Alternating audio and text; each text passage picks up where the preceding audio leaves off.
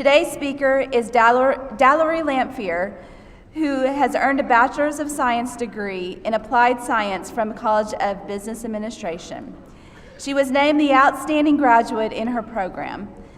Like a number of you in this class, Dalerie has worked while pursuing her degree. She is Director of Testing for Hill College. In that capacity, she has discovered her passion for working with students. She wrote, quote, "The opportunity to make a difference in a student's life is definitely humbling and leaves you wanting to do more." Earning this degree is a step forward in her career in higher education.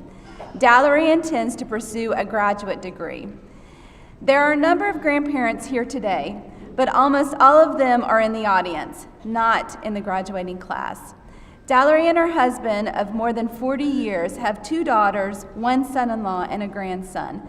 Surely Dalerie's determination to follow her passion will inspire him in the future. Dalerie finds time to train and trial Border Collie stock dogs. She has served on the board of several stock dog associations, and she will be a judge at the 2018 Fort Worth Stock Show and Rodeo Sheep Dog Trials. Ladies and gentlemen, please welcome Dalerie Lamphere.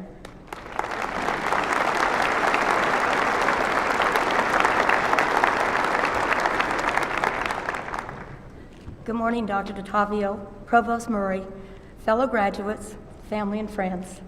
I am humbled and honored to be your speaker this morning. How exhilarating to be standing on the threshold of an arena where nothing stands between us and greatness but for the choices that we make. This commencement from Tarleton State University's College of Business Administration represents so much more than a sea of mortarboards under which your smiling faces, an air of excitement, anticipation, anxiety, optimism, and perhaps a hangover or two from celebrating the occasion. It bears witness to each student's completed quest in finding the treasure of knowledge which will bring about a positive change in our lives. With degree in hand, previously locked doors will now swing open. As you can see, I am not a traditional baccalaureate candidate.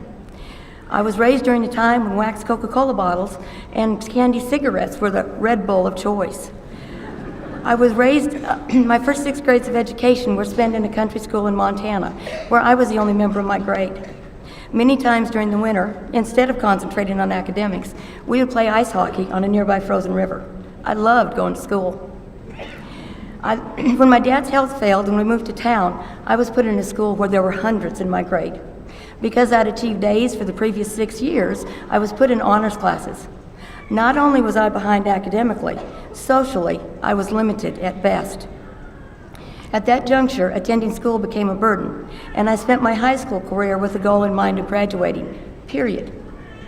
Fast forward to marriage and 2 beautiful daughters, the band at the school my girls attended produced a dinner theater each year as a fundraiser. The one year I participated, we were doing Tea House of the August Moon, a play about post-World War II Japan just before our troops were brought home. My assigned duties were goat wrangler, sound mixer, and the part of Miss Higga-Jigga, a very outspoken, self-assigned leader of the geishas. It called for a goat jumping on the hood of a Jeep. That was an easy one, as a goat will do anything for food. But it also called for an elegant, profound dance performed by the geishas, representing transformation and hope. It made no sense, as I had no formal training or background, but I was also charged with the choreography and leadership of the dance. At the time, I worked with a woman who was a very successful thespian and whose grandchildren are television and movie stars. Once the play was over, she came to me and remarked that the dance was what had made the performance for her. It was beautiful, and where had I learned to do that? I floundered for an answer and finally told her I really didn't know. I guess it was because no one had told me that I couldn't. Her affirmation was a pivotal moment. At that point, I graduated from the ideal of being less than into an attitude of wanting to be so much more. When the time came to decide on a university from which to pursue my degree in business, the choice was an easy one. Tarleton State University's stellar reputation and rich heritage ensures a quality education, and several of my family members are Tarleton alums. It hasn't disappointed, and I am pursuing my master's with Tarleton in the spring. Obtaining your degree has enlarged you as a person, improved your resume, and will make your life better. Henry Ford once said, "If you think you can or you think you can't, either way you're right." Don't allow a mindset of the way you were raised to put limits on your future. Only you can do that. I encourage you to combine the knowledge your education has given you with the wisdom God imparts to make an impact. However, celebrate your uniqueness, knowing that self-confidence is important. However, keep in mind that a large ego is the anesthesia which deadens the pain of stupidity. Keep that in check. The milestone we've achieved today doesn't end our time to graduate. We are continually commencing from one year to another, one relationship to another, one experience to another. James chapter 4, verse 14 tells us that we are but a mist that appears for a little while and then vanishes.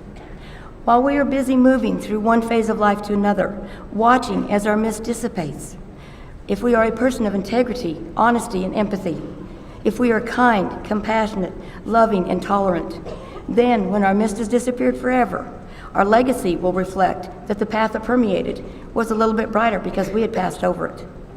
Congratulations, my fellow graduates. Now, get on with your bad selves and go make a positive difference in the world. Thank you.